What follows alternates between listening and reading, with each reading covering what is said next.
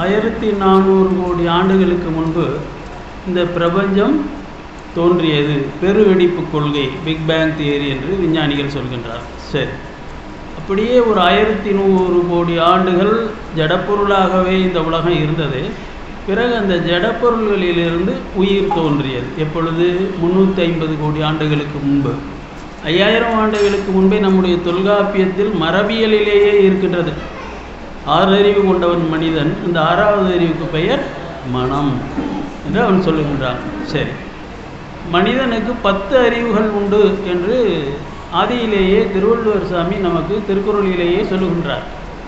அந்த உயிருக்குள் நுழைந்து கொள்ள வேண்டும். அந்த அறிவை யார் ஒருவன் பெற்றுக்கொள்ளுகின்றானோ அவன் சாக மாட்டான், அவன் சித்தனாவான். நீ உன்னுடைய ஆத்மாவுக்குள் புருவமத்திக்குள்ளே உச்சிக்கு கீழே உள்நாவுக்கு மேலே வச்ச விளக்கு எரியுதடி என்று சொல்வார். அந்த ஒளிமயமான அந்த ஆன்மாவுக்குள் நீ புகுந்துகொள். அதற்கு ஒரு சபா துவாரம் உண்டு. அந்த சபா துவாரத்திற்குள் எப்படி நுழைவது என்பதுதான் எல்லா பிரச்சனையும். அவ்வளோ நுட்பமாக உணர்வை தீட்டுவது எப்படி, இதுதான் நமக்கு தெரியும். அதாவது நம்முடைய கண்ணுக்கு தெரிந்தது. நமக்கு கண்ணுக்கு தெரியாதது என்னன்னா, விஞ்ஞானிகள் இப்போ தான் ஏலியன்ஸ் இருக்காங்களான்னு கேள்விக்கே வந்திருக்கிறான். உண்மையை சொல்ல முடியல, ஆமான்னு சொல்ல முடியல, இல்லைன்னு சொல்ல முடியல. ஆனால் பெருமான் என்ன சொல்கிறாரு? யார் மரணத்தை ஜெயிச்சிருக்காங்க அப்படின்னா, இதுவரைக்கும் பிரபஞ்சத்தில் ஒரே ஒருத்தர் தான் ஜெயிச்சிருக்கார். ஒரே ஒருத்தர் தான். ஒரு 300 ஆண்டுகள் வாழ்ந்தார், 400 ஆண்டுகள் வாழ்ந்தார், 800 ஆண்டுகள் வாழ்ந்தார், 3000 ஆண்டுகள் வாழ்ந்தார், இப்படி தான் சொல்லுவாங்க. அதற்கு பிறகு அவர்களுக்கு ஒரு முடிவு வரும். ஏன், அவங்க போன ரூட்டு பாதை என்னன்னா, அது ஏதோ ஒரு அண்டக்கல்னு சொல்கிறாங்க, வாசியோகம்னு சொல்கிறாங்க. இந்த முறைகளால் என்ன ஆகும்னா, இந்த உயிரையும் இந்த உடம்பையும் ஒன்றா கட்டி போட்டுருவாங்க. இந்த கால தத்துவத்தை மீறி அப்பால் செல்ல வேண்டும். அப்பொழுதுதான் நாம் காலகாலன், காலனுக்கே காலன் என்று சொல்லப்படுகின்ற சிவபெருமானுடைய நிலைக்கு போக முடியும். கடவுள் யார், எப்படிப்பட்டவர்? நல்லா கவனிங்க. உலக மகா விஞ்ஞானி, உலக மகா மகா மகா மகா விஞ்ஞானி வள்ளல் பெருமான் தான். 100 மகா போட்டுக்கோங்க. எப்படி சொல்கிறேன்னா, இன்னைக்கு வரைக்கும் எந்த விஞ்ஞானிக்கும் யாருக்குமே தெரியாது ஐயா சொல்கிற அருள் என்கின்ற ஒளி. இந்த லைட்டை பற்றி எந்த பாட புத்தகத்திலேயும் ஐன்ஸ்டீனுக்கே தெரியாது. அப்போது என்ன ஆகுது? நாம் இப்போ மனுஷனே இல்லை, நம்ம இன்னும் மனுஷனே இல்லை, இன்னும் மிருகமாகவே இருக்கோம். கண், நாக்கு, மூக்கு, செவி, ஞான கூட்டத்துள் பன்னாக்கி வைத்த பழம்பொருள் ஒன்று உண்டு. உண்ணாக்கினுள்ளே ஒளி பெற நோக்கினில் கண்ணாடி போல கலந்திருந்தானே. இது அந்த இடம் எது, எப்படி அந்த இடத்துல ஈஸ்வரன் இருக்காரு, சிவன் எப்படி இருக்காருன்னு காட்டினார் திருமூலர் சாமி. ஒரு ஐன்ஸ்டீனுக்கோ, ஒரு நியூட்டனுக்கோ, ஒரு டார்வினுக்கோ, இல்லை ஒரு ஹாக்கின்ஸுக்கோ இத்தனை விஞ்ஞானிகள் வந்தாங்களோ, ஸ்டீஃபன் ஹாக்கிங் வந்தார். இவ்வளவு பேருக்கும் அருள் என்பது ஒரு விஞ்ஞானம், அதுதான் டாப் மோஸ்ட் சயின்ஸ் அப்படின்னு தெரியுமா? சொல்லுங்க. உலகம் பிரபஞ்சம் தோன்றி 1400 கோடி ஆண்டுகளில் வள்ளலாரை போன்ற ஒரு மனிதன் தோன்றியதே இல்லை. உங்களுக்கு எந்த சந்தேகமும் வேணாம்.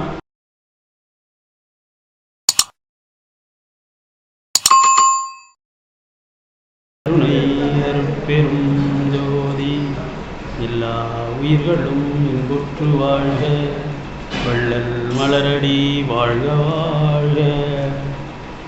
அன்பனேய சகோதர சகோதரிகளே, இன்றைக்கு நமக்கு இரட்டிப்பு மகிழ்ச்சி. ஒன்று தைப்பூச திருநாள், இரண்டாவது இந்த சபை பிரபஞ்ச மைய சபை. கனடா வாழ் தமிழர்களும் அமெரிக்கா வாழ் தமிழர்களும் இணைந்து இப்படிப்பட்ட பிரபஞ்ச மையத்தை இங்கே கருங்குழியில் தோற்றுவித்திருக்கின்றார்கள். முதல் காரணம் என்னன்னா, தைப்பூசத்தினுடைய சிறப்பு என்பது என்ன என்றால், இப்போ பாருங்கள், ஒரு 1400 கோடி ஆண்டுகளுக்கு முன்பு இந்த பிரபஞ்சம் தோன்றியது பெருவெடிப்பு கொள்கை, பிக் பேங் தியரி என்று விஞ்ஞானிகள் சொல்கின்றார். சரி, அப்படியே ஒரு 1100 கோடி ஆண்டுகள் ஜடப்பொருளாகவே இந்த உலகம் இருந்தது. பிறகு அந்த ஜடப்பொருள்களிலிருந்து உயிர் தோன்றியது. எப்பொழுது? 350 கோடி ஆண்டுகளுக்கு முன்பு என்று அவர்கள் சொல்கின்றார்கள். பிறகு இந்த ஓரறிவு கொண்ட இந்த தாவரங்கள், அமீபாக்கள் போன்ற உயிரினங்களிலிருந்து 5 அறிவு கொண்ட விலங்குகள் வந்தன. அவற்றிலிருந்து கடைசியாக 6 அறிவு கொண்ட மனிதன் தோன்றினான் என்று விஞ்ஞானிகள் அனைவரும் ஏற்றுக்கொள்கின்றார்கள். ஆனால் 5000 ஆண்டுகளுக்கு முன்பே நம்முடைய தொல்காப்பியத்தில் மரபியலிலேயே இருக்கின்றது. 6 அறிவு கொண்டவன் மனிதன், இந்த 6வது அறிவுக்கு பெயர் மனம் என்று அவன் சொல்லுகின்றான். சரி, இது எப்போ ஏற்பட்டது என்றால் விஞ்ஞானிகள் சொல்லுகின்றார்கள் 20 லட்சத்திலிருந்து 40 லட்சம் ஆண்டுகளுக்கு முன்பு இது நடந்தது என்று சொல்லுகின்றார். சரி, 20 லட்சம் ஆண்டுகளே வைத்துக் கொள்வோம். இந்த 20 லட்சம் ஆண்டுகளில் ஏன் மனிதன் அடுத்த நிலைக்கு போகவில்லை? 1லிருந்து 6ஆம் கிளாஸ் வரைக்கும் பாஸ் பண்ணியாச்சு. 6ஆம் கிளாஸ்லேயே 20 லட்சம் வருஷமாக இருந்தாச்சு. 7ஆம் கிளாஸுக்கு போகல, 7வது அறிவுக்கு போகலை. மனிதனுக்கு 10 அறிவுகள் உண்டு என்று ஆதியிலேயே திருவள்ளுவர் சாமி நமக்கு திருக்குறளிலேயே சொல்லுகின்றார். 5 புலனறிவு, 6வது மன அறிவு, 7வது குறிப்பறிவு, இன்ட்யூஷன் என்று ஆங்கிலத்திலே சொல்லுகின்றார். இன்சைட் என்பது மெய்யுணர்தல் அல்லது மெய்யறிவு என்று சொல்லுகின்றார். 9வது அறிவு நுண்மான் நுழைபுலம் என்று சொல்லுகின்றார். 10வது அறிவு வாளறிவு, இது கடவுள் அறிவு. வால் என்றால் ஒளி. இப்போ வாளறிவு என்பது மைண்ட் ஆஃப் லைட் என்று மொழிபெயர்க்கின்றார் மகான் ஸ்ரீ அரவிந்தர். 9வது அறிவு நுண்மான் நுழைபுலம் என்றால் என்ன என்றால் மண்மான் விண்மான் என்று, அதாவது நுண்மான் என்று 2ஐ சொல்லுகின்றார். இப்பொழுது உங்களுக்கும் எனக்கும் இடையிலே இருக்கின்ற இந்த ஸ்பேஸ், இது மண்மான், இது ஃபிசிக்கல் ஸ்பேஸ். ஆனால் இந்த ஃபிசிக்கல் ஸ்பேஸ் போலவே நுண்மான் என்று, மான்னா ஆகாயம், நுண்மான்னா நுட்பத்திலும் நுட்பமான ஒரு ஆகாயம் ஒன்று உண்டு. அதற்கு பெயர் ஆன்மா, உயிர் என்று பெயர். அந்த உயிருக்குள் நுழைந்து கொள்ள வேண்டும். அந்த அறிவை யார் ஒருவன் பெற்றுக்கொள்ளுகின்றானோ அவன் சாக மாட்டான், அவன் சித்தனாவான். நுண்மான் நுழை புலம் இல்லான் எழில் நலம் மண்மான் புனைப்பாவையற்று என்று அற்புதமான கவித்துவமான 2 வரிகளிலே திருவள்ளுவர் பெருமான் சொல்கின்றார். அது என்னவென்றால், ஒரு பாட்டிலே எல்லாம் முடிச்சுட்டார், எல்லாமே முடிஞ்சு போகுது. முத்தர் நேரி, சித்தர் நேரி எல்லாமே முடிஞ்சு போகுது. எப்படின்னா, நம் வள்ளல் பெருமான் சொல்வார், உகும் தருணம் புகும் தருணம் சொல்வார். உகும் தருணத்தில், அதாவது உயிர் உடலை விட்டு வெளியேறுகின்ற பொழுது நீ உன்னுடைய ஆத்மாவுக்குள் புருவ மத்திக்குள்ளே உச்சிக்கு கீழே உள்நாவுக்கு மேலே வச்ச விளக்கு எரியுதடி என்று சொல்வார். அந்த ஒளிமயமான அந்த ஆன்மாவுக்குள் நீ புகுந்துகொள். அதற்கு ஒரு சபாத்வாரம் உண்டு. அந்த சபாத்வாரத்திற்குள் எப்படி நுழைவது என்பது தான் எல்லா பிரச்சனையும். அவ்வளோ நுட்பமாக உணர்வை தீட்டுவது எப்படி? பென்சிலை ஷார்ப்னர் வச்சு தீட்டுறோம் இல்லைங்களா, அந்த மாதிரி இந்த உணர்வை எப்படி தீட்டுவது? ஒரே ஒரு வழி தான், ஜீவகாருண்யம்தான்.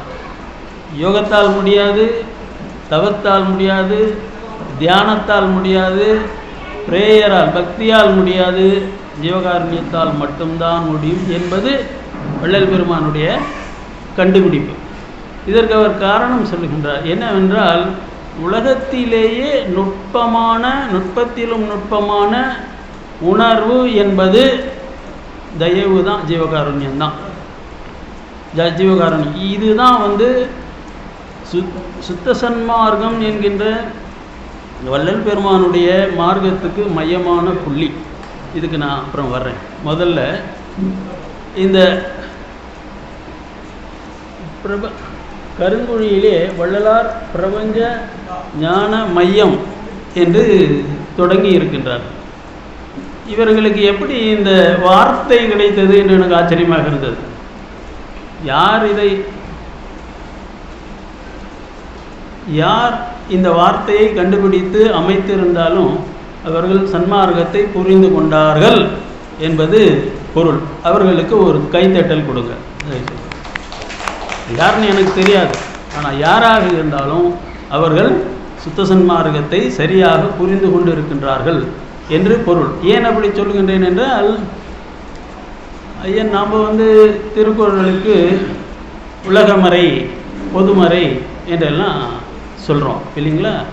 நான் வள்ளல் பெருமானுடைய திருவருட்பா, குறிப்பாக இந்த அருட்பெருஞ்சோதி அகவல் என்பது பிரபஞ்ச வேதம், மனிதர்களுக்காக மட்டும் சொல்லப்பட்டது அல்ல, கடவுள்களுக்கும் சேர்த்து சொல்லப்பட்டது. இப்போ இன்றைக்கு பல்வேறு மாநிலங்களிலிருந்து, பல்வேறு நாடுகளிலிருந்து லட்சக்கணக்கான மக்கள் கடலூருக்கு ஜோதி தரிசனம் செய்தார்கள். இதுதான் நமக்கு தெரியும், அதாவது நம்முடைய கண்ணுக்கு தெரிந்தது. நமக்கு கண்ணுக்கு தெரியாதது என்னன்னா, பெருமான் சொல்கிறாரு, உத்தர ஞான சிதம்பரம் என்று அந்த ஞான சபையை பற்றி 10 பாடல்கள் எழுதியிருக்கின்றார். அற்புதமான பாடல். எதனால் இந்த ஞான சபை சிறந்தது? ஏனென்றால் இந்த பிரபஞ்சத்திலேயே இப்படிப்பட்ட ஒரு கோயில் இல்லை. அது எப்படி பெருமான் சொல்கிறார் தெரியுங்களா?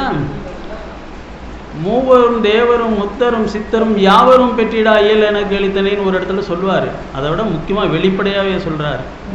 சேனாடர் வணங்கும் ஞான சபையும்பார், உத்தர ஞான சிதம்பரம்பார். யாருங்க? சேனாடர் வணங்கும் உத்தர ஞான சிதம்பரமே என்று சொல்வார். சேனாடர்னா யாருங்க? இப்போ பக்கத்து வீட்டுக்காரனா அண்டை வீட்டுக்காரர், அண்மையில் இருப்பவர். செய்மைன்னா தொலைதூரத்தில் இருப்பவர்கள். ரொம்ப தொலைதூரத்தில் இருப்பவர்கள் யார்? இங்கே தேவர்கள்னு வச்சுக்கோங்க, மூவர்கள்னு வச்சுக்கோங்க, ஐவர் எப்படியோ வச்சுக்கோங்க. சேனாடர் என்றால் தேவர்கள் கூட, அவர்கள் கூட இன்றைக்கு ஞான சபைக்கு அந்த ஜோதி தரிசனத்தை சேவித்திருக்கின்றார்கள், வணங்கி இருக்கின்றார்கள் என்று வள்ளல் பெருமான் சொல்கின்றார். நம்ம கண்ணுக்கு தெரியல, ஆனால் அவங்கெல்லாம் வந்திருக்காங்க. பெருமான் பார்த்து சொல்கிறார். ஏன் அப்படி சொல்கிறாரு அப்படின்னா, இதுக்கு விளக்கம் இன்னொரு பாட்டில் சொல்லுவாங்க. என்னென்னா, எல்லா உயிர்களுக்கும் வாழ்க்கை இருக்கு. நான் பெருமான் சொல்கிறாரு, வையகத்தீர் நம்ம மனுஷங்கள்லாம், வானகத்தீர் தேவர்கள்லாம், அப்புறம் மற்றகத்தீர் இன்னும் யார் யாரோ இருப்பாங்க போல இருக்கு. அவங்கெல்லாம் யாருன்னு நமக்கு தெரியல, ஆனால் பெருமான் பார்த்துருக்கார். ஏன்னா அண்டகோடி அனைத்தும் காணும் கண்கள் எய்தினேங்கிறார். இந்த பிரபஞ்சம் பூராவையும் போய் பார்த்துருக்காரு. அங்கே என்னென்ன மாதிரி உயிர்கள் இருக்குது எல்லாத்தையும் பார்த்துருக்காரு பெருமான்.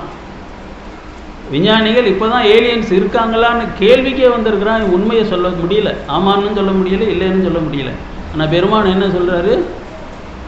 உயிர் உறும் அண்டங்கள் உழப்பில எண்ணில, உயிர் உள்ள அண்டங்கள் எண்ணிக்கையில் அடங்காதனவாய் இருக்கின்ற, அது இன்னும் விரிஞ்சு போயிட்டே இருக்குதுன்னு சொல்கிறார்.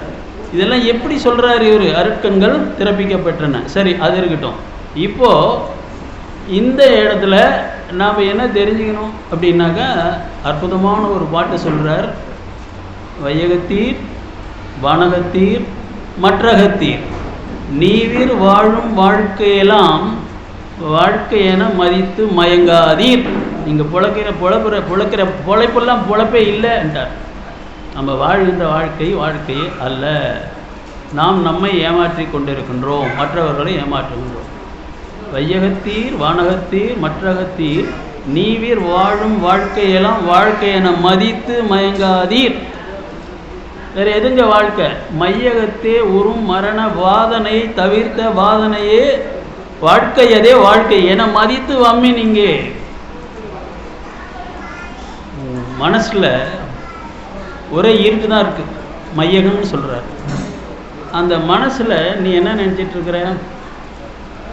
ஏன் அது கருப்பா இருக்குது? மரணவாதனை, நாம் இறந்து விடுவோம் என்று நமக்கு மனிதர்களுக்கு மட்டும் தெரியும், பிராணிகளுக்கெல்லாம் தெரியாது. அதை பற்றி அது நினைக்கிறது இல்லை. நமக்கு தெரியும், ஆனால் என்ன செய்யறதுன்னு தெரியாது, அதை எப்படி ஜெயிக்கிறதுன்னு தெரியாது. இதுக்கு 1008 சாக்கு போக்கு சொல்கிறது, அரக்கிணறு தாண்டது, ஏராளமான தத்துவங்கள் இருக்குது, யோகங்கள் இருக்குது, ஞானங்கள் இருக்குது, எல்லாம் இருக்குது. நேரடியாக ஒரு தத்துவவாதியாவது can you overcome death. இந்த உடம்பு தானே போகுது, இல்லை ஆன்மா இருக்குது, அதெல்லாம் வேணாம். யாருக்கு ஏற்படுது, எதுக்கு ஏற்படுது மரணம்? உடம்புக்கு தான், இல்லையா? உடம்புக்கு தான் ஏற்படுது. இந்த உடம்புக்கு ஏற்படுகின்ற மரணம் நமக்கு ஒரு பயத்தை கொடுக்குது. இதுதான் மரண பயம். அந்த மரண பயத்தை யார் ஒழித்து கொள்ளுகின்றார்களோ அவர்கள் வாழ்கின்ற வாழ்க்கை தான் நிறைவானது, அர்த்தம் உள்ளதுன்னு சொல்கிறார். நிறைவெல்லாம் அப்புறம் போகட்டும், அர்த்தம் உள்ளதுன்னே சொல்கிறார். இப்போ நம்ம வாழ்கின்ற வாழ்க்கைக்கெல்லாம் அர்த்தமே இல்லை, இன்ஆத்தென்டிக், அர்த்தமே இல்லைன்னு சொல்கிறார் சாமி. அப்போ சரிங்க சாமி, அப்படி யார் மரணத்தை ஜெயிச்சிருக்காங்க அப்படின்னா, இதுவரைக்கும் பிரபஞ்சத்தில் ஒரே ஒருத்தர் தான் ஜெயிச்சிருக்கார். ஒரே ஒருத்தர் தான், இறைவன் ஒருவனே. அதுக்கு இன்னொரு பாட்டில் சொல்லுவார், மாலும் துஞ்சுவான் மலரவனும் இறப்பான் மற்றை வானவர் முற்றிலும் அழிவார். ஆக மனிதர்கள் மட்டுமல்ல, தேவர்களும் மூவர்களும் ஐவர்களும் எல்லாருமே ஒரு காலத்தில் ஒரு முடிவுக்கு வந்துடுவாங்க. அப்போ இவர் என்ன கேட்குற, நான் அந்தம் எய்தா நலம் பெறவே எனக்குள் ஆனந்தம் நல்கிய அருட்பெருஞ்சோதின்னு சொல்கிறார். அப்போ ஆனந்தம் என்கின்ற மகிழ்ச்சி எப்போ வரும்? அந்தம் இல்லை, எனக்கு அந்தம் இல்லை, முடிவு இல்லை என்று தெரிந்தால்தான் அந்த இடத்துக்கு வரும். ஆனால் யாருக்கெல்லாம் உண்டு? இந்த பிரபஞ்சத்தில் வாழ்கின்ற எல்லா உயிர்களுக்குமே மரணம் உண்டு. அதை எதிர்கொள்கின்ற துணிவோ அறிவோ ஆற்றலோ எந்த உயிருக்கும் இதுவரை இருந்ததே இல்லை. அப்போ முதல் தடவையாக வள்ளல் பெருமான் தான் இதை வெளிப்படையாக பேசுகிறார். சித்தர்கள் கொஞ்சம் பேசினாங்க, ஆனால் அவங்க என்ன செய்வாங்க? ஒரு 300 ஆண்டுகள் வாழ்ந்தார், 400 ஆண்டுகள் வாழ்ந்தார், 800 ஆண்டுகள் வாழ்ந்தார், 3000 ஆண்டுகள் வாழ்ந்தார், இப்படி தான் சொல்லுவாங்க. அதற்கு பிறகு அவர்களுக்கு ஒரு முடிவு வரும். ஏன், அவங்க போன ரூட்டு பாதை என்னன்னா, அது ஏதோ ஒரு அண்டக்கல்னு சொல்கிறாங்க, வாசியோகம்னு சொல்கிறாங்க. இந்த முறைகளால் என்ன ஆகும்னா, இந்த உயிரையும் இந்த உடம்பையும் ஒன்றா கட்டி போட்டுருவாங்க.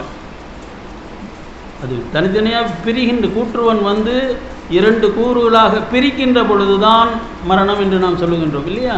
அதை பிரிக்க முடியாத மாதிரி இறுக கட்டி விடுவார்கள். அந்த கட்டுதல் என்ன ஆகும்னா, ஒரு சில நூற்றாண்டுகள், ஒரு சில ஆயிரங்கள், இல்லை ஒரு சில யுகங்கள் கூட வாழலாம், இப்படி தான் இருக்கும். ஆனால் இது என்ன அப்படின்னு சொன்னால் பெருமான் சொல்வார், இவங்கள அசுத்தமாயா சித்தர்கள் சொல்வார். ஏன் அசுத்தமாயான்னா, இந்த உடம்பு அசுத்தமாயை, இந்த உலகம் அசுத்தமாயை, இதில் இருக்கின்ற பஞ்சபூதங்களே அசுத்தமாயை. பெருமான் இந்த வாழ்க்கையை எப்படி சொல்கிறாருன்னா, நல்லா கவனிங்க, ரொம்ப முக்கியமான இடம். இது ஒரு 3 அடுக்கு மாடி. இந்த பிரபஞ்சத்தினுடைய வாழ்க்கை என்பது ஒரு 3 அடுக்கு மாடி. நாம் எங்கே குடியிருக்கோம்? கீழே, பாட்டம் ஃப்ளோரில் இருக்கோம், கீழ் தட்டில் இருக்கோம். இதுக்கு மேலே வந்து இது வந்து அசுத்தமாயை. அசுத்தமாயைன்னா இந்த பஞ்சபூதங்களே கெட்டு போய் கிடக்குது. அதனால் இந்த பஞ்சபூதங்களாலான இந்த உலகமும் இந்த உடம்பும் என்ன ஆகுது? கெட்டு போயிருக்குது. ஏன்னா அசுத்தமாக இருக்குது. அதனால் நமக்கு நோய் வரத்தான் செய்யும். இருந்து தப்பிக்கிறதுக்கு வழியே இல்லை. ஏன்னா இது இந்த பஞ்சபூதங்களே அசுத்தமாக இருக்குது. இதற்கு அடுத்தது பாதி அசுத்தம் பாதி சுத்தம். இதை பிரேரகமாயைன்னு சொல்கிறார், சம்ஸ்கிருத வார்த்தை. அதுக்கு அடுத்தது சுத்தமாயை. அந்த சுத்தமாயை என்பதில் தான் இந்த மூவர்கள் ஐவர்கள்லாம் இருக்காங்க. அவங்களுக்கு வந்து வயது கணக்கு கிடையாது, எல்லையற்ற யுகங்கள் வாழ்வார்கள். கடைசியில் என்றைக்காவது ஒரு நாள் அவர்களுக்குமே முடிவு வரும். அதனால தான் சொல்கிறார், மாலும் துஞ்சுவான், திருமாலும் துஞ்சுவான், மலரவன். மலரவன்னாக்க பிரம்மா, பிரம்மா விஷ்ணு கூட இறந்து போவாங்க, மற்றை வானவர் முற்றிலும் அழிவார்னு சொல்கிறார். அப்போது அந்த அசுத்தமாயா, இப்போ இருக்கிற அசுத்தமாயா பூத அணுக்களை சுத்தமாயா பூத அணுக்களாக மாற்றிக்கொள்க. இது சகா கல்வியில் ஒரு பாடம். நம்ம உடம்பை இதில் அசுத்தமாய அணுக்களாக ஆனது இந்த உடம்பு. இதை பெருமான் என்ன சொல்கிறாரு?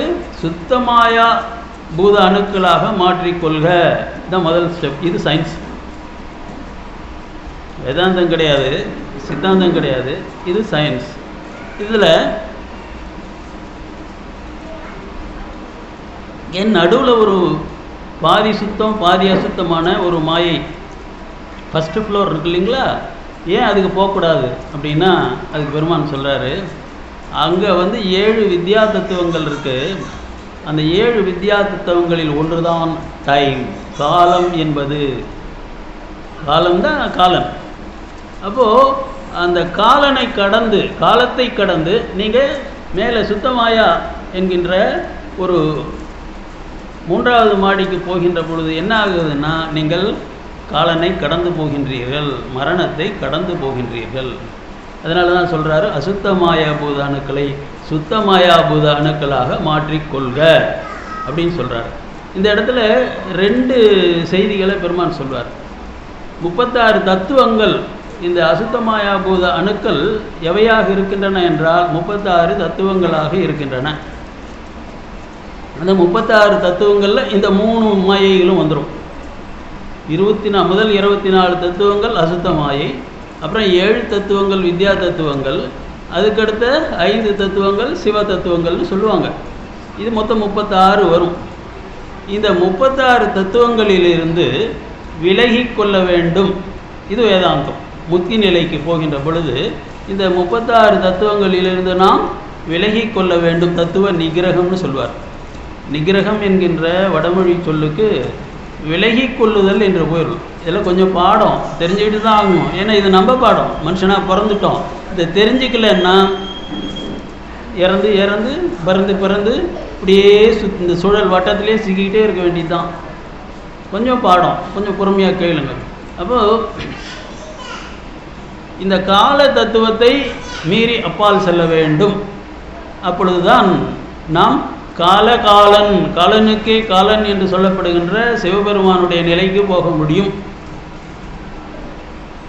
அந்த சிவபெருமானுக்கும் 10 நிலைகள் உண்டு. ஆகமங்கள்லையும் திருமந்திரத்திலையும் அவங்க நமக்கு குறிப்பிடுகின்றது 9 நிலைகள், நவநிலைகள். உரு 4, உரு அரு 1, அரு 4 என்று பெருமான் சொல்வார். உரு 4 என்றால் பார்த்துமா, பிரம்மா விஷ்ணு ருத்ரன் மகேஸ்வரன், இந்த 4வரும் உருவம் கொண்டவர்கள். சரிங்களா?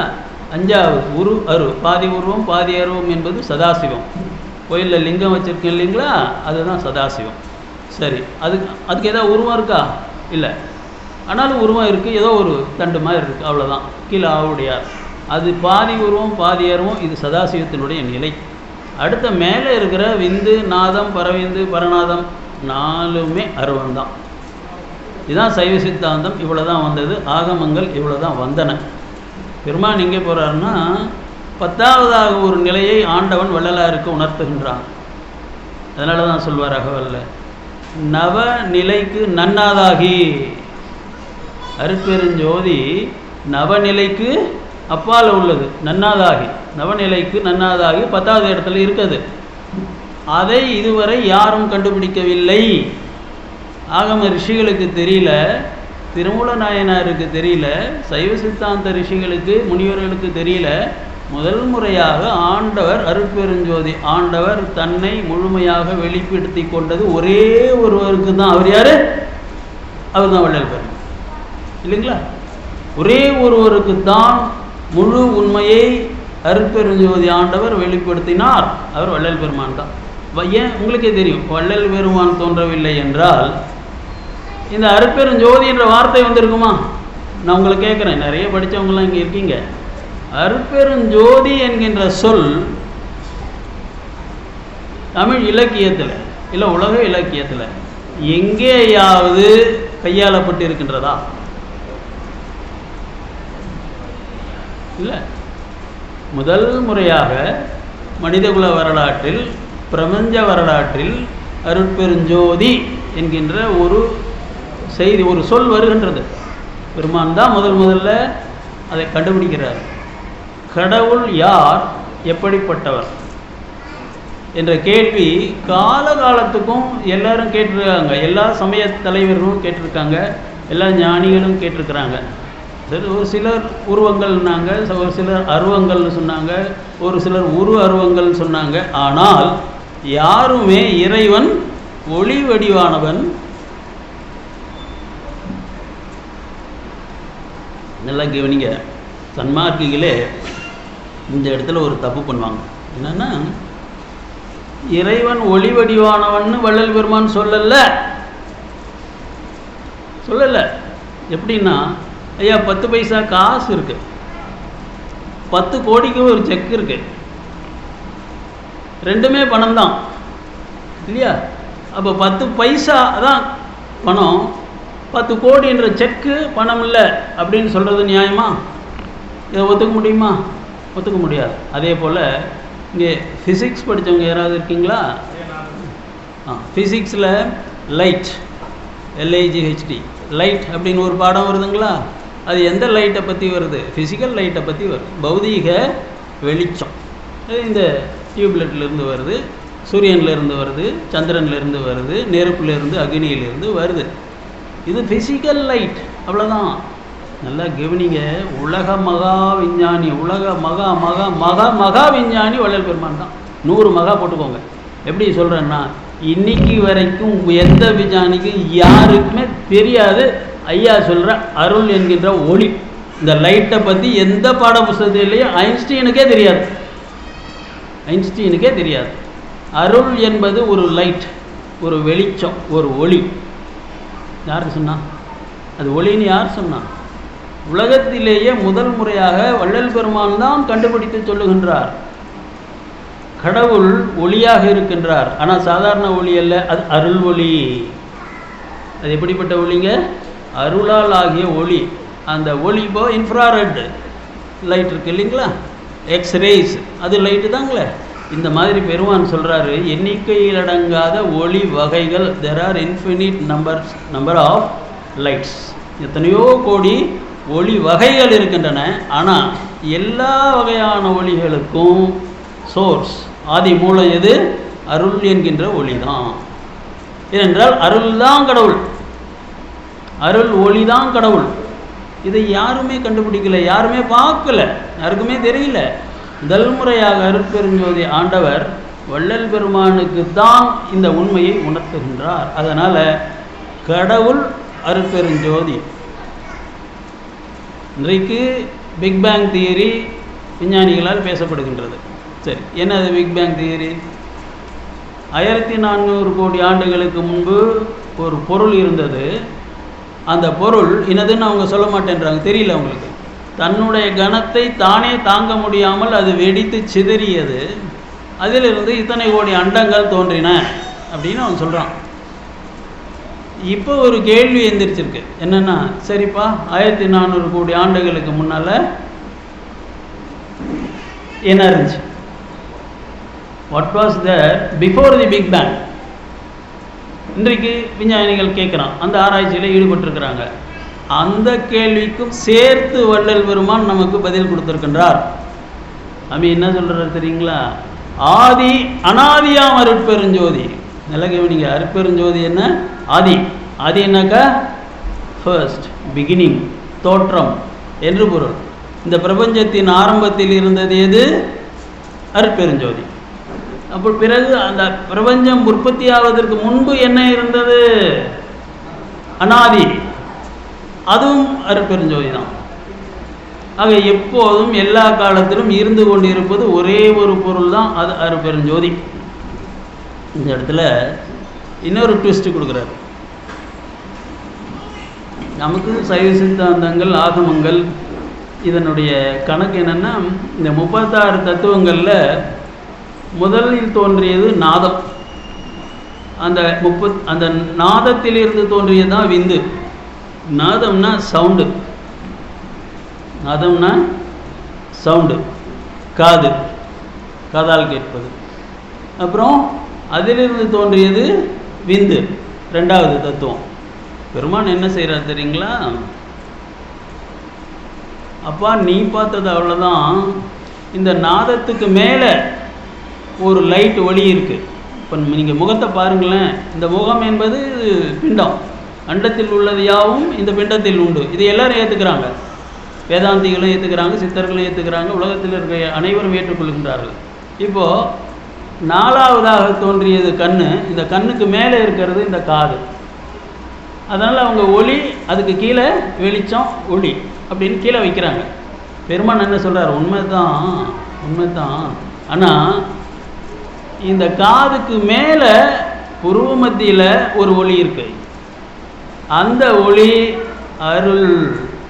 அருட்பெருஞ்சோதி என்று சொல்லி அதை எப்படி மாற்றி போடுறாருன்னா, இல்லை சைவ சித்தாந்திகள்லாம் கேட்டாங்கன்னா அசந்துருவாங்க. விந்தோநாத வெளியும் கடந்து மேலும் நீளுதே, மேலை வெளியும் கடந்து நின் அடியர் ஆணையாளுது. நல்லா கேவீங்க, என்ன சொல்கிறாரு? இரண்டாவதா தத்துவமாக கருதப்பட்ட விந்து என்கின்ற ஒளி லைட், விந்தோ நாத வெளியும் கடந்து ஒன்றுக்கு மேலே போகுது. ரெண்டாவது என்று கருதப்பட்ட தத்துவம் முதல் தத்துவமாகிய வெளி ஸ்பேஸ், அதை கடந்து அப்பால் போகின்றது. சவுண்டெல்லாம் கிடையாது, அதுக்கு மேலே அப்பால் போகுது. புரிஞ்சுங்களா? அப்புறம் இன்னொரு அடி அடிக்கிறார் பாருங்க, மேலே வெளியும் கடந்து நின் அடியரானையாளுதே. இது ஒத்துக்கவே மாட்டாங்க சைவ சித்தாந்திகள். நல்லா கவனிங்க, இந்த 2 வரி சைவ சித்தாந்தத்திற்கு மேலே சுத்த சன்மார்க்கம் போகின்றது என்பதற்கு அடையாளம். முதல் வரியில் என்ன சொல்றாரு? வெளிச்சம் ஒளியை விட சவுண்டை விட மேலேன்னு கொண்டு போறாரு. அவங்க சொல்ல அப்படி ஒத்துக்கிறது இல்லை. அவங்க சவுண்டில் இருந்து தான் வெளிச்சம் வந்துச்சு என்பது தான் சைவ சித்தாந்தம், ஆகமங்கள் எல்லாமே அப்படிதான் நின்று போச்சு. பெருமான் அதை மாற்றி எப்படி சொல்றாருன்னா, விந்தோ நாதவெளி, நாதவெளின்றது ஸ்பேஸு, அந்த ஸ்பேஸில் சவுண்டு இல்லையா? நான் பேசுகிறேன்னா உங்களுக்கு இந்த ஸ்பேஸில் தான் அந்த சவுண்டு வரும். விந்து எதை கடக்குது? நாத வெளியை கடந்து மேலும் நீகுது, மேலே போகுதுங்கிறார். அது எந்த ஒளி? அருட்பெருஞ்சோதி. அருளால் ஆகிய ஒளி இந்த பௌதீக சவுண்டு விட, ஃபிசிக்கல் சவுண்டு விட மேலே போகுது. புரியுதுங்களா? அவர் ஃபிசிக்கல் லைட்டுன்னு சொல்லலை. இந்த ஒளி இந்த வெளிச்சம் ஒளியை கடந்து அப்பால போகுதுன்னு சொல்லலை. ஆனால் என்ன சொல்கிறாரு? விந்தோ நாத வெளி ஸ்பேஸை கடந்து அப்பால் போகுது ஆச்சுங்களா? அடுத்த வரியில் சொல்கிறார் பாருங்க, இது யாரும் ஏற்றுக்க மாட்டாங்க. அது என்னென்னா, மேலை வெளியும் அங்கே தான் சிவன் இருப்பதாக சொல்லுகின்றார்கள். மேலை வெளி அதுதான் அல்டிமேட் ஸ்பேஸ், அதுதான் பெருவெளி. பெருமான் என்ன சொல்கிறாருன்னா, அந்த பெருவெளிக்கு அப்பால் சுகப்பெருவெளி அருட்பெருவெளின்னு ஒன்று இருக்குன்னு சொல்கிறார். இந்த வெளி வகைகளை நீங்கள் படிச்சுக்கிட்டே வந்தீங்கன்னா சொல்லுவார், பெருவெளி எங்கே இருக்கின்றது என்றால் அருட்சுக வெளியில் இருக்கின்றதுன்னு ஒரு இடத்துல சொல்வார். இன்னொரு இடத்துல அருட்பெருவெளியில் ஓங்கும் ஜோதியே பாரு. புரியுதுங்களா? அப்போ பெருமான் என்ன செய்கின்றார் என்றால், மேலை வெளியும் கடந்து யாருடைய ஆணையாளுது? நின் அடியர், அருட்பெருஞ்சோதி ஆண்டவர்களுடைய அடியர்கள் யாரு? வள்ளலாறு. ஆணை போகுது. ஒரு மனிதனுடைய ஆணை அவன் அருட்பெருஞ்சோதி ஆகிவிட்டால் எதுவரையும் கடந்து போகுது? எல்லா தத்துவங்களையும் கடந்து முதல் தத்துவமாகிய வெட்டவெளி அல்லது சவுண்ட் என்பதை கடந்து மேலே போகுது. மேலை வெளியும் கடந்து நின் அடியர் ஆணையாளுதே. வள்ளலார் சொன்னா இது எதுவரைக்கும் செல்லுபடியாகுது? 36 தத்துவங்களுக்கும் அப்பால் சென்று செல்லுபடியாகுது. அவ்வளோ பேரும் கேட்குறாங்க. இப்படி இவர் மாற்றி போடுவதற்கு என்ன காரணம் என்றால், அருட்பெருஞ்சோதி வள்ளலார் கண்ணுக்கு முதலாக தட்டுப்படுகின்றது. இதற்கு முன்பு யாரும் பார்க்கல. அருட்பெருஞ்சோதி ஆண்டவர் வேறு யாருக்குமே தன்னுடைய உண்மையான இயல்பை காட்டவில்லை. வள்ளல் பெருமானுக்குத்தான் பிரபஞ்ச வரலாற்றிலேயே முதல் முறையாக அருட்பெருஞ்சோதி ஆண்டவர் என்கின்ற highest god first revealed himself to Vallalar. இதுதான் நமக்கு எல்லா பாடங்களும் வருது. அகவலில் வருது, அப்புறம் 6ஆம் திருமுறை முழுக்க வருது, எல்லாமே வருது. இது எப்படி பெருமான் கண்டுபிடிக்கிறார் அப்படின்னு சொல்லி பார்த்தீங்கன்னா, இந்த கருங்குழியிலிருந்து எப்பொழுது அவர் வடலூருக்கு போய் தங்குகின்றாரோ அப்பொழுதுதான் ஏற்படுகின்றது. இங்கே கருங்குழியில் இருக்கின்றவரை விநாயகர், பக்கத்திலேயே கோயில் இருக்கு, விநாயகர் கோயில், அந்த விநாயகரை பொழுது பாடுறாரு, சிதம்பரம் நடராஜரை பாடுறாரு. இதெல்லாம் பழைய மார்க்கங்கள், அதாவது சைவ சித்தாந்தம். ஆனால் இங்கிருந்து அவர் அங்கே போய் சத்தியஞான சங்கத்தை ஆரம்பிக்கிறார் பார்த்தீங்களா? 1865 அப்பொழுதுதான் முதலாக அவர் அருட்பெருஞ்சோதியை பற்றி ஆண்டவர் அவருக்கு வெளிப்படுத்துகின்றார். அதை தெரிஞ்சுக்கிறார். தெரிஞ்சுக்கிட்டு அருள் ஒன்றுதான் இந்த பிரபஞ்சம் முழுக்க நிறைந்திருக்கின்றது. அதனுடைய படித்தரங்கள், அதாவது டினாமினேஷன்ஸ். இப்போ சொன்னேன் இல்லைங்களா, 10 பைசாவிலிருந்து 10 கோடி வரைக்கும் பணம் இருக்குது. எல்லாமே பணம் தான். ஆனால்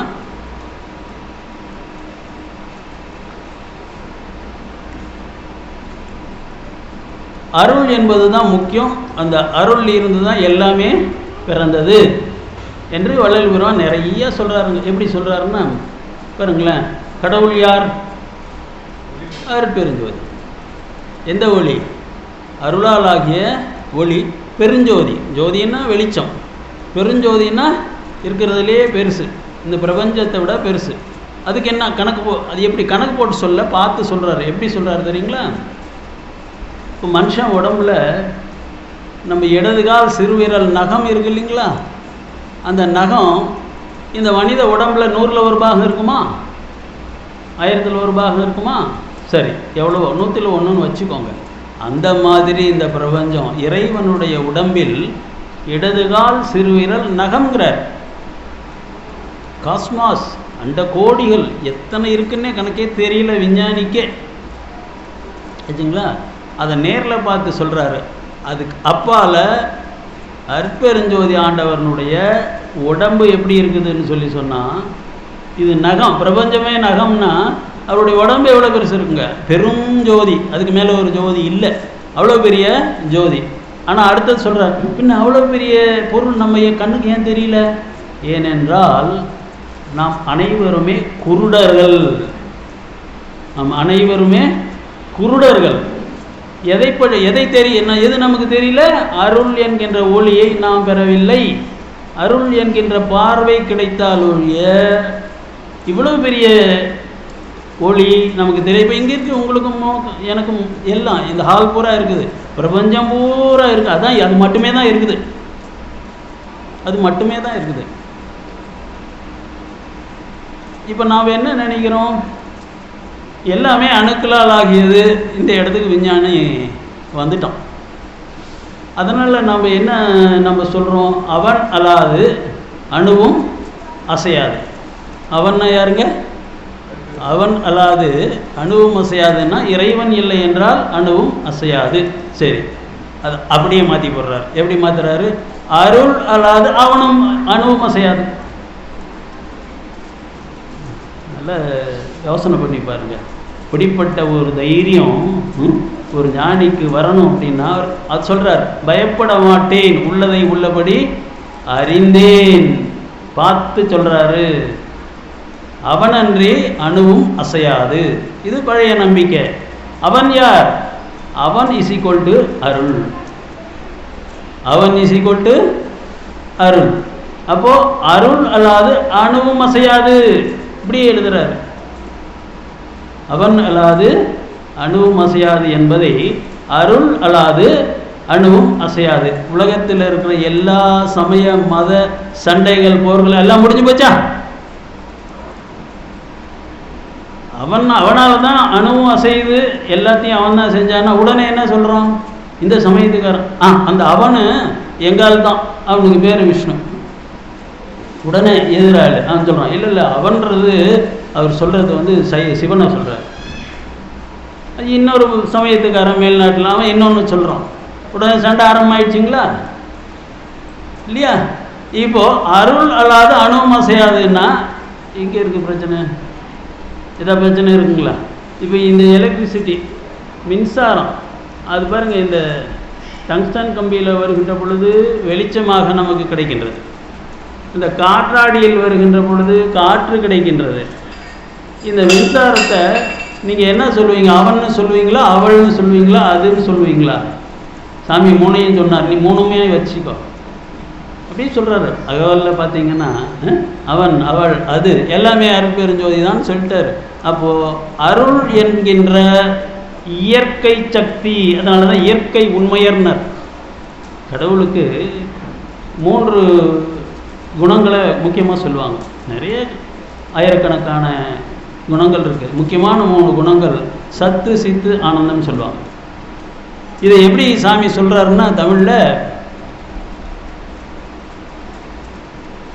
சத்துன்னா சத்தியம், உண்மை. ஆனால் நீ சொல்கிற உண்மையோ நான் சொல்கிற உண்மையோ அல்ல, விஞ்ஞானம் கூறுகின்ற இயற்கையான உண்மை, இயற்கை உண்மையர். சரிங்களா? சித்து என்பது இந்த பிரபஞ்சத்தினுடைய படைப்பு, அறிவு, இறைவனுடைய அறிவு. அந்த அறிவில் இருந்து தோன்றிய இந்த பிரபஞ்சம் சித்து. அதனால இயற்கை விளக்கத்தவர்னார், இயற்கை உண்மையர்னு சொன்னார் சத்த. சித்து என்ன சொல்கிறாரு? இயற்கை விளக்கத்தவர்னார். ஆச்சுங்களா? 3வது நிலை. சரி, இதனால் என்ன பயன் அப்படின்னா, இயற்கை ஆனந்தம் என்பதை இயற்கை இன்பினர்னர். இன்னும் தெளிவாக எப்படி சொல்ல முடியுங்கய்யா? சரி, அடுத்தது என்ன பண்ணுறாருன்னா, காலம் காலமாக நமக்கு சொல்லப்பட்டு வந்தது, பெருமானை கடைபிடித்து வந்தது என்னென்னா, ஒரு பாட்டு எழுதுவதற்கு முன்னால் மேலே திருச்சிற்றம்பலம்னு எழுதுவார், பாடெல்லாம் எழுதி முடிச்சிடுவார், கீழே திருச்சிற்றம்பலம் அப்படின்னு எழுதி கையெழுத்து போடுவார். இதுதான் சைவ மரபு. சிற்றம்பலம்ன்றது என்னங்க? ஆன்மா. திருச்சிற்றம்பலம்னா அழியாததுன்னு அர்த்தம். முதல்ல திருச்சிற்றம்பலத்தை நம்ம தெரிஞ்சுக்கிட்டால் தான் உள்ளே இருக்கின்ற ஆண்டவனை நமக்கு தெரிஞ்சுக்க முடியும். ஆன்மா வேறு, இறைவன் வேறு. இதுதான் நமக்கு சைவ சித்தாந்தம் சொல்கிறது. அவங்க கீதையிலையும் சங்கர வேதாந்தத்திலையும் கேவலாத்வீதம்னு சொல்லி ஆத்மாவே கடவுள்னு சொல்லுவாங்க. நாம் இங்கே ஏற்றுக்கிறது இல்லை. ஆத்மா வேறு, இறைவன் வேறு. ஏன்னா ஆத்மாவே பிரம்மன்னா உங்களுக்கும் ஆத்மா இருக்குது, எனக்கும் ஆத்மா இருக்குது. நான் பிரம்மமா இப்போ? அதனால தான் பெருமான் ஆரம்பத்தில் முதல்ல எழுதினார் பார்த்தீங்களா, இந்த கந்தகோட்ட தெய்வமணி மாலை, அதிலேயே சொல்வார், பிரம்மம் நாம் பிரம்மம் நாம் பிரம்மம் என்று சொல்லி சாமி பிரமங்கள் பர்.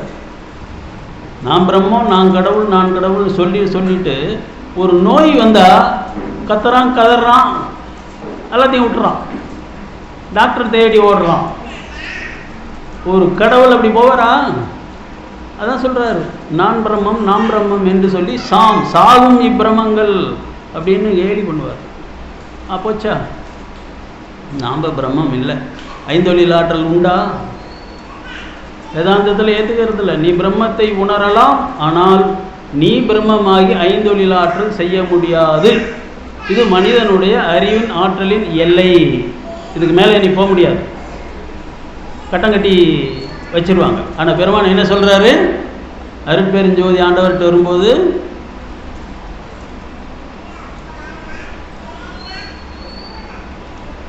சிருஷ்டி முதல் ஐந்தொழிலும் நானே புரிகின்றேன். சிருஷ்டி முதல் ஐந்தொழிலும் நானே புரிகின்றேன். இதை சைவ சித்தாந்தத்தில் திருமூலர் கூட சொல்ல முடியாது, யாருமே சொல்ல முடியாது. அருட்பெருஞ்சோதி ஆண்டவர் தான் மனிதர்களுக்கு அந்த ஆற்றலையும் அறிவையும் கொடுக்கின்றார். ஐந்தொழில் ஆற்றலையே கொடுக்கின்றார். பல இடங்களில் பெருமான் சொல்லுவார். என்ன சொல்லுவார்னா, மண்ணுகின்ற பொன்வடிவும் மந்திரமாம் வடிவும் வான்வடிவும் கொடுத்து எனக்கு மணிமுடியும் சூட்டி பண்ணுகின்ற தொழிலைந்தும் செய்யனவே பணித்தான். பண்ணுகின்ற தொழிலைந்தும் இதனால் வரைக்கும் அருட்பெருஞ்சோதி ஆண்டவர் செஞ்சுக்கிட்டு இருந்தார். இப்போ என்ன சொல்கிறாரு? பண்ணுகின்ற தொழிலைந்தும் செய், நீ செய், எனவே பணித்தான். இது ஆண்டவன் இட்ட கட்டளை. யாருக்கு? வள்ளல் பெருமானுக்கு. அதுக்காக தான் ஐந்தொழில் ஆற்றலை கொடுக்குறாரு. இன்னொரு இடத்துல சொல்வார், ஐந்தொழில் ஆற்றலை ஏன் கொடுத்தாரு அப்படின்னு சொன்னால், இந்த பிரபஞ்சத்தில் எல்லா உயிர்களும் ஒளிநெறிக்கு வர வேண்டும்.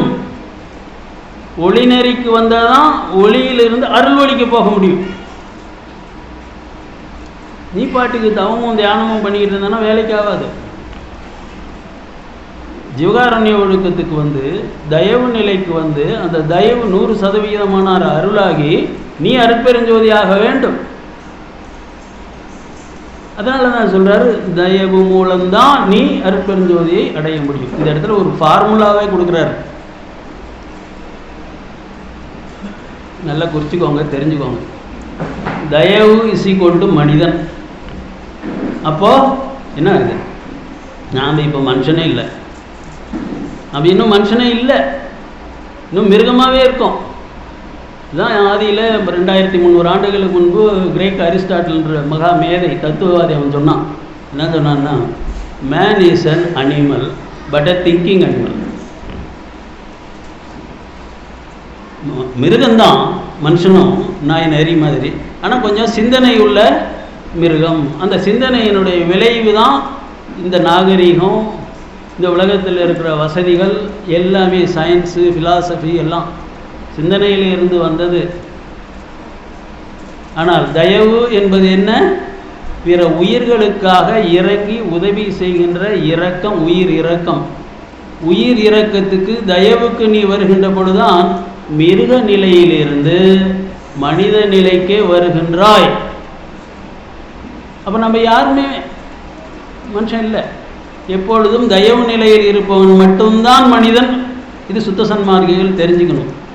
பெரும்பாலான நேரங்களில் நாம் தயவு நிலையில் இல்லை என்றால் மிருகங்களாகவே இருக்கின்றோம் என்று பொருள். விருப்பு வெறுப்புகளுக்கு ஆட்பட்டு நாம் மிருகங்களாகவே இன்னும் இருக்கின்றோம்.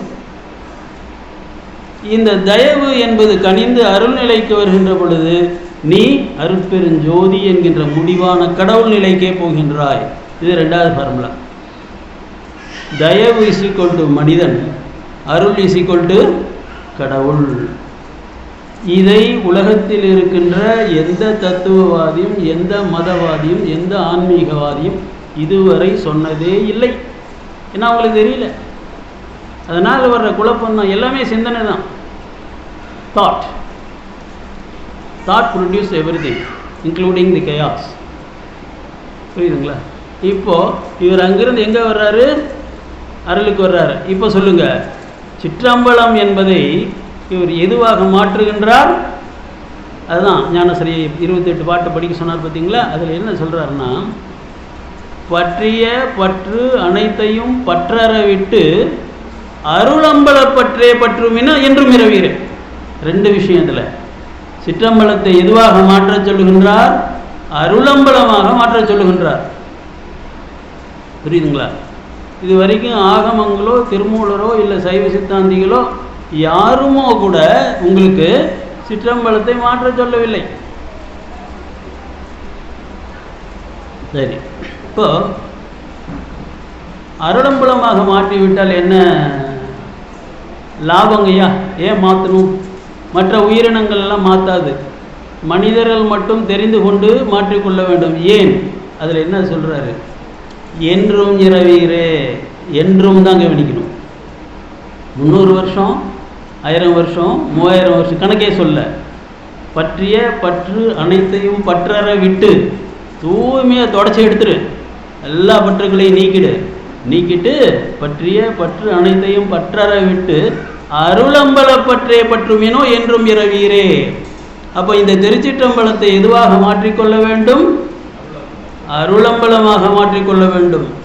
அப்பொழுது என்ன லாபம்? என்றும் இரவீரே. ஏன்னா அருளம்பலம் தான் அருட்பெருஞ்சோதியாக மாறுகின்றது. புரியுதுங்களா? அப்போ எல்லாவற்றையும் மாற்றுகின்றார். இப்போ சிவனை சிவவெளி என்பதை அருள்வெளியாக மாற்றுகின்றார். சிவவெளி என்பதை அருள்வெளி என்று மாற்றுகின்றார். இப்போ சிற்றம்பலத்தை அருளம்பலமாக மாற்றினார். இப்போ இங்கே சிவவெளியை அருள்வெளியாக மாற்றுகின்றார். எப்படி சொல்கிறாரு? அக் என்கின்ற இடத்துக்கு வருகின்ற பொழுது அந்த எழுத்துக்கு பதிலாக அவர் என்ன சொல்கிறாரு? அப்படியே அ ஆ இ அப்படின்னே வந்துக்கிட்டே இருக்கும் பொழுது திருநிலை தனிவெளி எனும்போர் சிவவெளி, அப்புறம் அடுத்து சொல்கிறாரு அருள்வெளி எனும்போர் அருட்பெருஞ்சோதி. சரிங்களா? அந்த இடத்துலையே சிவவெளின்னு சொல்லிட்டு அதோடு நிற்கல. இந்த சிவவெளியை எதுவாக மாற்ற சொல்லுகின்றார்? அருள்வெளியாக மாற்று. சரிங்களா? சரி, அந்த அருள்வெளி எங்கே இருக்கு? அக் என்கின்ற இடத்தில் இருக்கின்றது. அக் என்கின்ற இடம் எங்கே இருக்கின்றது? அதான் பெருமான் சொல்றாரு, சித்தர்கள் எல்லாம் சொல்றாங்க. ஆனால் அவங்க சொல்றதெல்லாம் வெறும் வெளிச்சம். ஆனால் இவர் சொல்வது அருள் வெளிச்சம். உச்சிக்கு கீழே உள்நாவுக்கு மேலே வச்ச விளக்கு எரியுதடி உற்று பார்க்க ஒளிவிடும் மந்திரம் பற்றுக்கு பற்றாய் பரமன் இருந்த இடம் சிற்றம்பலம் என்று தெரிந்து கொண்டேன். இது சித்தர்களும் திருமூலரும் சொல்கிறது. இன்னொரு டெஃபினிஷன் சொல்வார் திருமூலர் சாமி. என்ன? கண் நாக்கு மூக்கு செவி ஞான கூட்டத்துள் பன்னாக்கி வைத்த பழம்பொருள் ஒன்று உண்டு, உண்ணாக்கின் உள்ளே ஒளி பெற நோக்கினில் கண்ணாடி போல கலந்திருந்தானே. இது அந்த இடம் எது, எப்படி அந்த இடத்துல ஈஸ்வரன் இருக்காரு, சிவன் எப்படி இருக்காருன்னு காட்டினார் திருமூலர் சாமி. அது வரைக்கும் தான் அவங்க வந்தாங்க.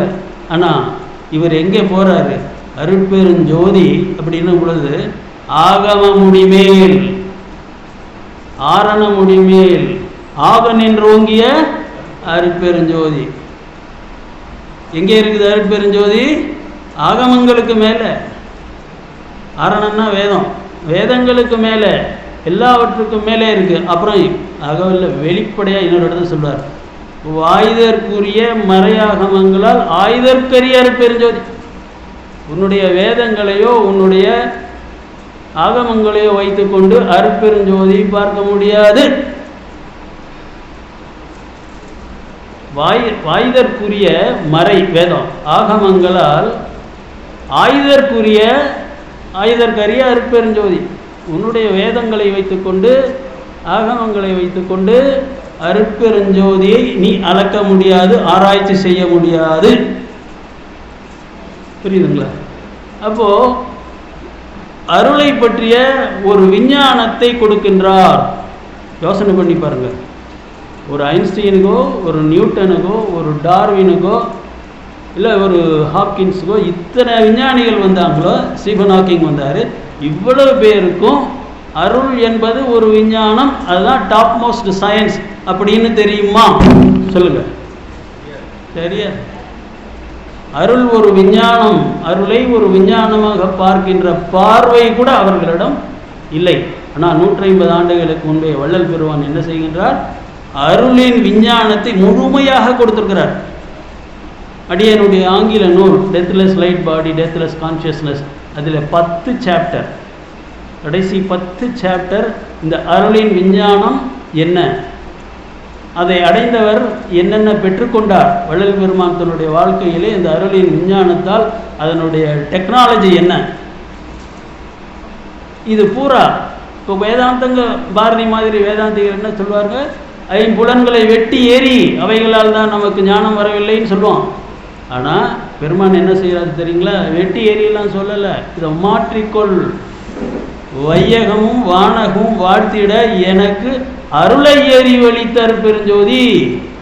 5 அறிவுகளையும் எதுவாக மாற்றிக்கொள்ள சொல்லுகின்றார்? அருளை எறிவாக. அருளோடு பார், அருளோடு கேள், அருளோடு பேசு, அருளோடு தொடு, அருளோடு அருள் அமுதத்தை உண். 5 புலன்களையும் அருள் நிலைக்கு ஏற்றுகின்றார், அருள் நிலைக்கு பயன்படுத்த சொல்லுகின்றார். இது யார் சொன்னா? யாராவது சொல்லியிருக்காங்களா உலகத்தில்? எனக்கு தெரிஞ்சவரை இல்லை. ஆக அருளின் விஞ்ஞானத்தை முழுமையாக இந்த உலகுக்கு உணர்த்தி அதனால் என்ன லாபம் ஏற்படும்? ஆன்ம லாபம் ஏற்படும், பெருஞ்சித்தி பெருவாழ்வு ஏற்படும் என்று தன்னுடைய வாழ்க்கையிலேயே தன்னுடைய உடலிலேயே நடத்தி காட்டிய ஒரே மனிதன் வள்ளல் பெருமான் தான். இன்னும் ஒரே ஒரு செய்தியை சொல்லி முடிச்சிடறேன். என்ன தெரியுங்களா? Species change. நல்லா புரிஞ்சுக்கணும். இப்போ ஸ்பீஷீஸ் சேஞ்சுன்னா 20 லட்சம் ஆண்டுகளுக்கு முன்பு ஒரு மனித குரங்கு மனிதனாக மாறியது. இன்னைக்கு பூமியில் எத்தனை மனித குரங்கு இருக்குங்க? 750 கோடி மனித குரங்கு. என்ன அந்த மனித குரங்கு என்கின்ற இனம் மனித இனமாக மாறிவிட்டது 20 லட்சம் ஆண்டுகளுக்கு முன்னால். இப்போ அது மாதிரியான ஒரு ஸ்பீஷீஸ் சேஞ்ச் வள்ளலார் நடத்தி கொண்டு வருகின்றார்.